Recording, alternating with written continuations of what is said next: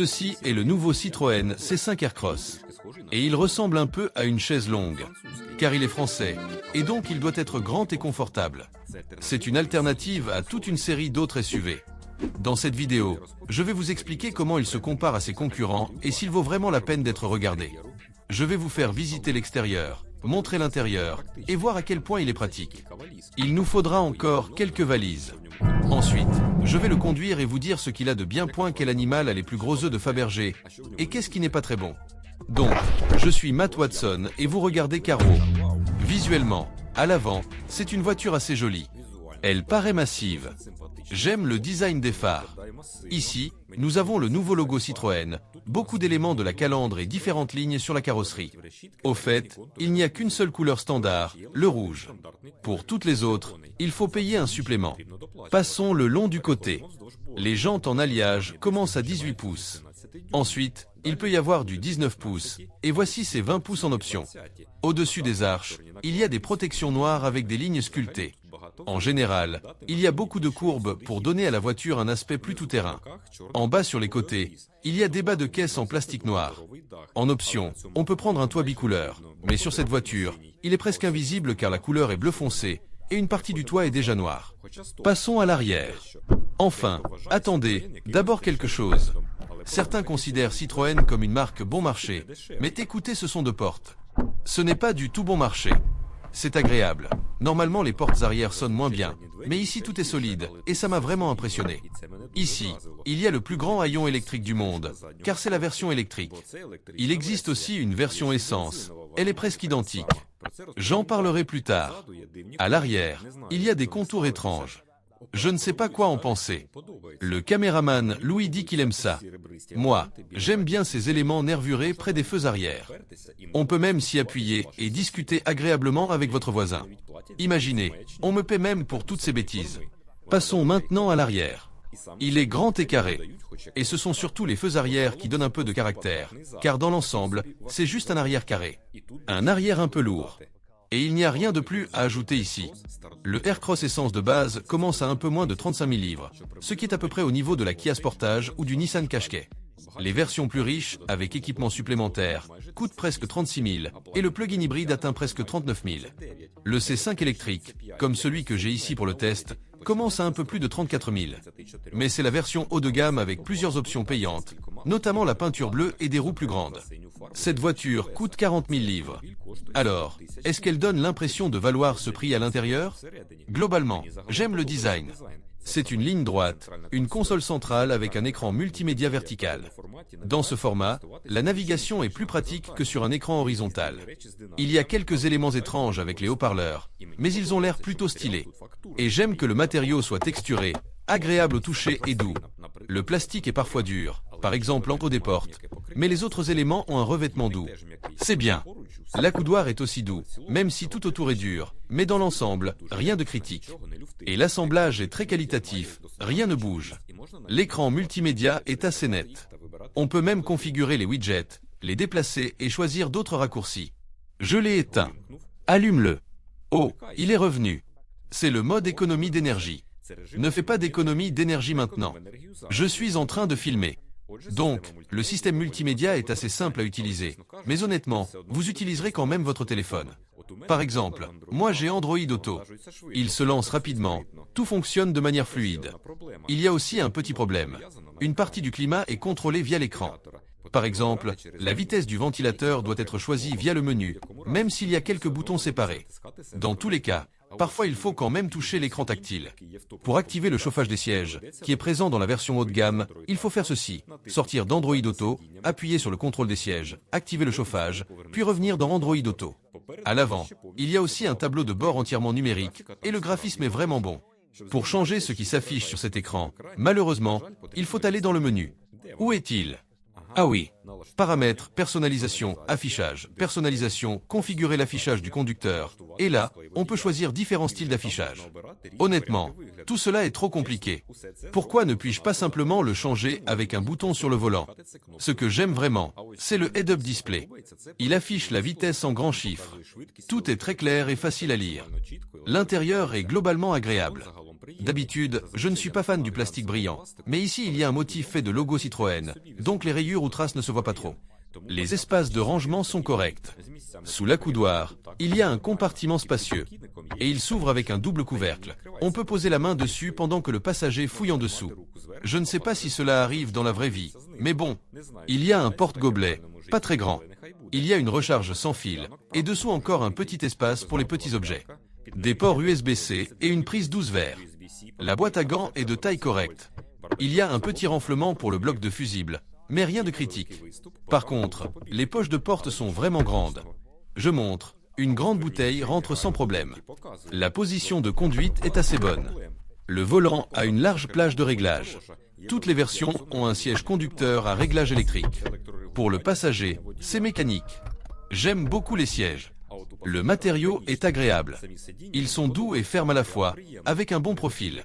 Ils sont très confortables. Il y a vraiment beaucoup d'éléments conçus pour le confort. De grands rétroviseurs avec un éclairage doux et agréable, qui ne souligne pas trop vos rides. Les sièges arrière dans le Citroën sont aussi spacieux. Beaucoup de place pour la tête, beaucoup d'espace pour les jambes. Les sièges sont les mêmes qu'à l'avant. Très confortables, même à partir des versions intermédiaires. On peut même les incliner légèrement en arrière, ce qui est très agréable. Il y a aussi beaucoup de place pour les jambes. Et même si les batteries de la version électrique sont sous le plancher, les sièges ne paraissent pas trop bas. Le soutien des cuisses reste correct, et c'est un gros plus. Concrètement, ce siège est un peu bas pour moi maintenant, car j'aime conduire ainsi.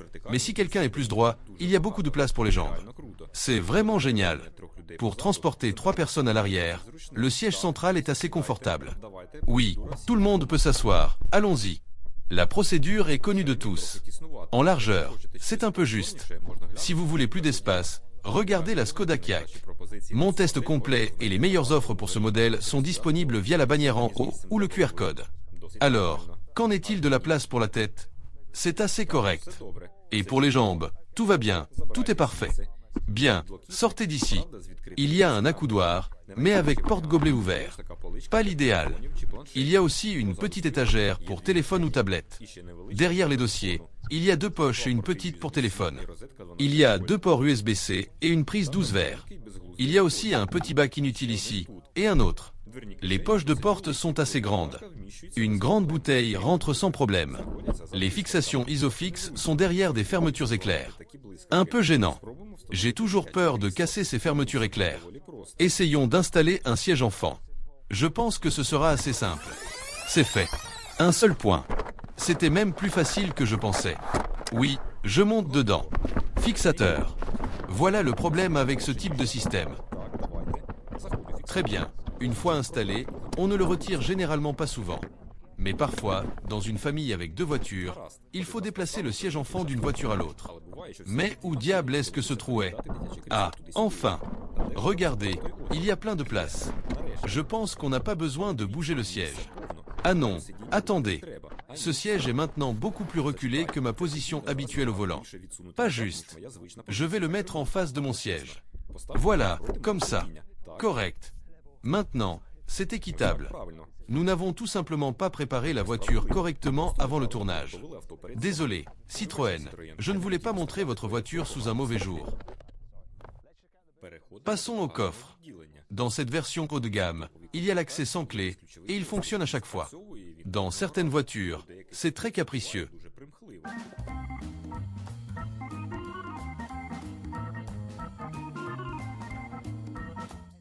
Le volume du coffre est de 565 litres. Le coffre de la Kia Sportage est un peu plus grand.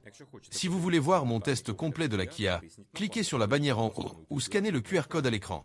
Donc, le coffre n'a pas de seuil de chargement. C'est très pratique. Sous le plancher, il y a encore beaucoup d'espace pour ranger des objets. Peut-on régler la hauteur du plancher? Bien sûr. Voyons maintenant combien de valises peuvent y rentrer. Oui, elles doivent toutes rentrer.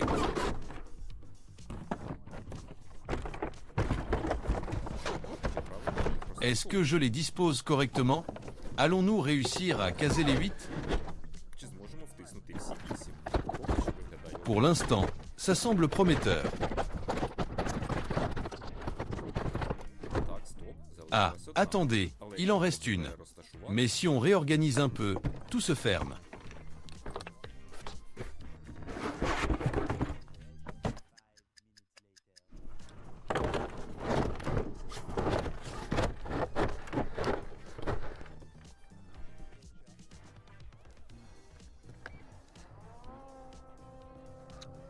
Les 8 valises y sont.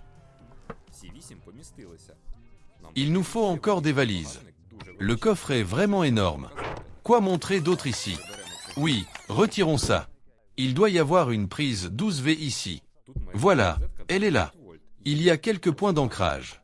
Il y a un petit crochet. On peut y accrocher quelque chose. Voilà. On peut aussi ranger des objets ici. Retirons ces câbles. Ces câbles nous gênent toujours. Il n'y a pas de place au-dessus de la roue de secours. Les sièges arrière peuvent se rabattre. Oh, ils sont à ressort. J'ai failli me couper le pouce. Ici, le plancher est complètement plat et on peut facilement faire glisser les objets vers l'avant. Mais est-ce que ça rentrera sous le faux plancher?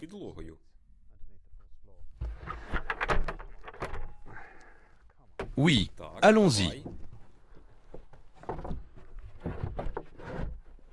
Ça semble parfait.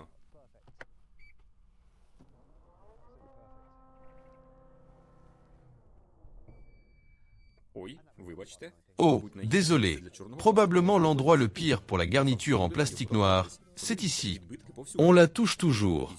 Regardez, des empreintes partout. Et avec le temps, il y aura aussi des rayures. La lunette arrière est longue mais étroite, ce qui signifie qu'on ne peut installer qu'un petit essuie-glace. Autrement dit, quand il commence à pleuvoir, il ne peut nettoyer qu'une petite zone. Essuyez un peu. Regardez, il ne couvre pas une assez grande zone ici ou là. Maintenant, il y a un porte-gobelet ici, mais vous pouvez l'utiliser pour autre chose. Ou alors le passager a déjà laissé sa boisson là. Donc, si vous avez un café, vous devrez peut-être le placer ainsi. Pas très pratique. Et ensuite, c'est encore plus compliqué de le récupérer. Il faut se pencher, ce qui n'est pas très confortable. Le design du siège avec le support de ceinture intégré en bas et cette garniture signifie que, selon la position du siège, vous pouvez coincer votre pied sous ce support en sortant de la voiture.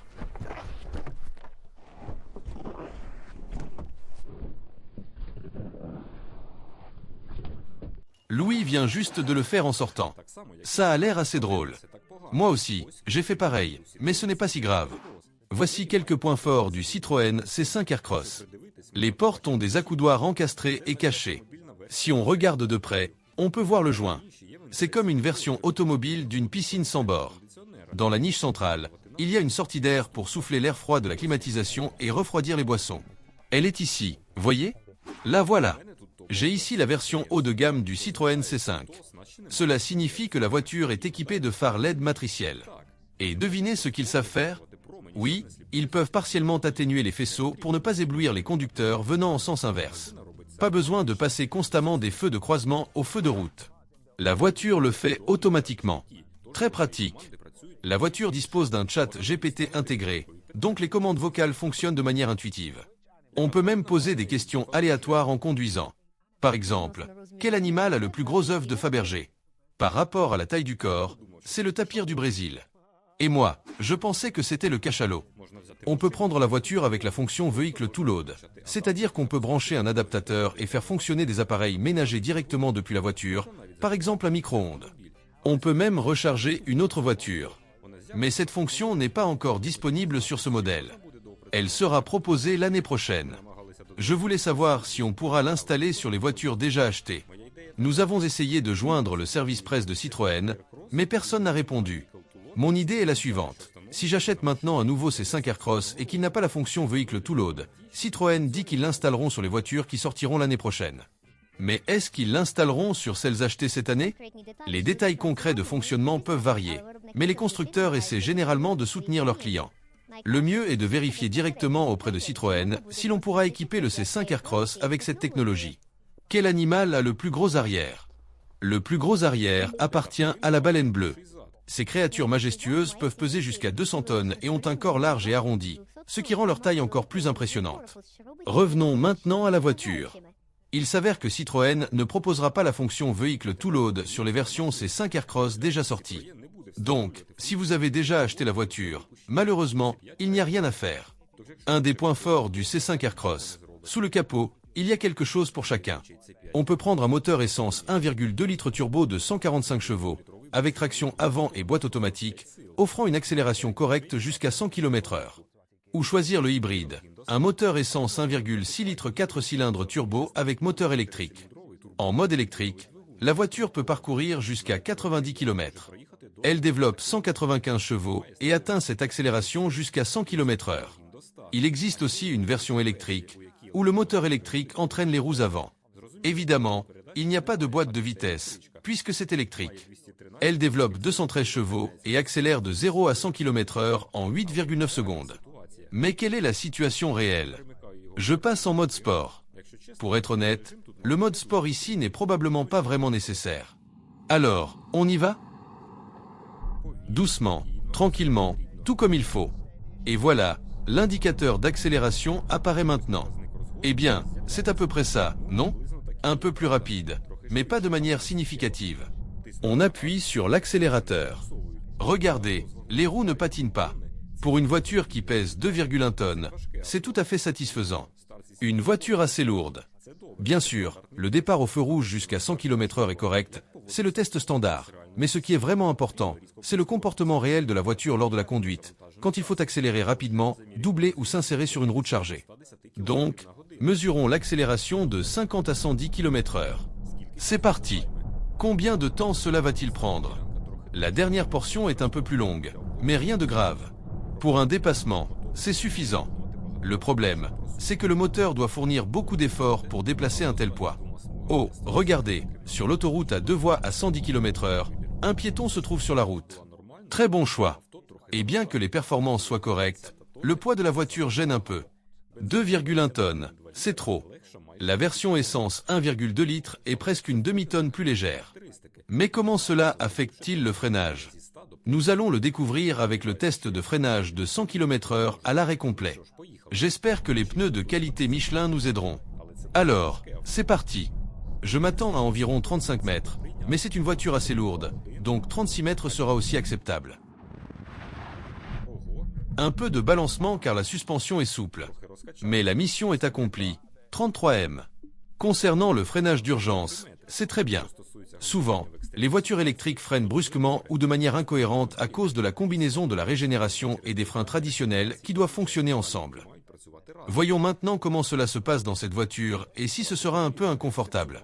Lorsque l'on appuie doucement, le freinage régénératif fonctionne et la course de la pédale est longue et douce. Mais ensuite, on arrive au point où les freins classiques s'engagent et on ressent un léger à-coup. Donc, voilà. C'est ça. Pardon, Louis. Les freins sont les plus doux, il faut s'y habituer. D'abord doux, puis soudain un freinage plus fort. Au final, avec les freins, tout va bien. La pédale de frein se ressent complètement naturelle, même avec la régénération. Bien, continuons. En ce qui concerne la maniabilité, le diamètre de braquage est d'environ ça. Mais essayons. Je pense que pour ce genre de situation, c'est suffisant. Le volant est très léger et il est facile de contourner des obstacles, donc tout devrait bien se passer. Une remarque, il est assez difficile d'évaluer où se situe exactement la partie inférieure du pare-choc. Même avec une bonne visibilité devant, le nez de la voiture est assez carré, donc ce n'est pas très clair où se trouve le bas du pare-choc. Si cela semble confus, c'est normal. En réalité, il n'est pas carré mais arrondi. S'il avait été carré, ce serait probablement plus facile. Dans l'ensemble, la visibilité est plutôt bonne. J'aime beaucoup que la voiture ait des petites fenêtres supplémentaires dans le montant arrière. Lorsque vous avancez ou reculez, vous voyez ce qui se passe derrière. Le pare-brise arrière est assez large, mais si une voiture sportive basse se trouve derrière, puisque le bas de la vitre est haut, vous ne la remarquerez pas. Les versions essence et hybride du C5 Aircross ont une suspension arrière assez simple, un essieu de torsion où les roues sont reliées entre elles. Mais la version électrique reçoit une suspension arrière indépendante, ce qui améliore la sensation de conduite. L'avantage évident de la suspension indépendante, si une roue tombe dans un trou, le choc n'est pas transmis aux autres roues. La voiture ne saute pas sur le côté et reste stable. La suspension offre une belle douceur sur les ondulations de la route, et seulement lorsque la surface est très irrégulière. Comme maintenant, ça peut être un peu nerveux, mais je ne trouve pas ça inconfortable. Le volant est assez correct. Il conduit exactement là où vous voulez. En général, Je suis assez impressionné par le comportement de cette voiture sur la route. On peut évaluer son ressenti sur la route en essayant de contourner un tracteur. Peut-elle le faire de manière plus assurée? Très bien. Quoi d'autre est bien? La voiture tient très bien la route. Même avec ses sensations souples et son poids élevé, elle reste assez stable dans les virages. Regardez, il y a un léger roulis de caisse, mais ce n'est pas forcément mauvais. Le problème n'apparaît que si la voiture commence à décrocher vers l'extérieur du virage, ce qui n'est pas le cas ici. Je pense que Citroën a bien travaillé. Ils ont dû gérer le poids important à cause de la batterie nécessaire pour une grande autonomie, mais ils ont aussi équilibré le confort et la maniabilité pour un tel véhicule. Ainsi, quiconque conduira cette voiture pourra rouler assez vite sans ressentir que c'est un poids lourd. Mais la plupart du temps, lorsque l'on roule simplement en ville, on se dit « Oh, c'est tellement agréable ».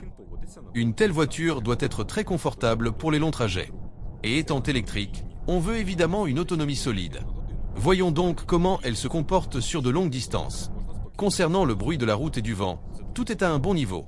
Je roule à 110 km/h sur l'autoroute et je n'ai même pas besoin d'élever la voix. On peut parler tranquillement. C'est très confortable.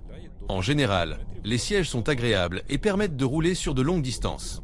C'est un autre point positif. Pour l'autonomie sur une charge complète, le constructeur annonce jusqu'à 10 km par kWh, soit environ 515 km sur une charge complète. Dans cette voiture, la consommation réelle est d'environ 5 km par kWh. En multipliant par la capacité utile, on obtient une autonomie réelle d'environ 370 km. Pour la plupart des gens, c'est suffisant. Mais Citroën proposera bientôt une version avec plus grande autonomie pour le C5 Aircross, avec une batterie de 97 kWh. Selon les données officielles, elle pourra parcourir 670 km sur une charge. D'après notre expérience, avec la version standard, l'autonomie réelle se situera plutôt autour de 500 km. Alors, quel est le verdict final sur le Citroën C5 Aircross? Faut-il l'éviter, le considérer, le mettre sur la liste ou l'acheter immédiatement? Si vous cherchez une voiture grande, confortable et familiale, avec un design caractéristique, un intérieur agréable et une tenue de route plutôt plaisante, avec le choix entre essence, hybride ou électrique, n'hésitez pas à acheter le nouveau C5 Aircross. Merci d'avoir regardé.